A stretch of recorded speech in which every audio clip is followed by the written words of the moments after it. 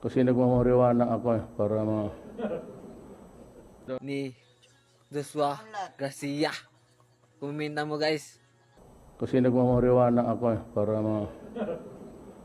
the remedial DA and the other members of the cabinet. ASEAN National start at 8:30. Pero wala namang gumigising ng 8:30. The idea that it should be 9. 9 tapos the next meeting Ni Joshua Garcia. Kumenta mo guys.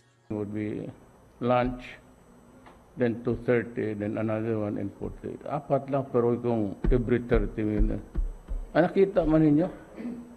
It's a killing activity. And I think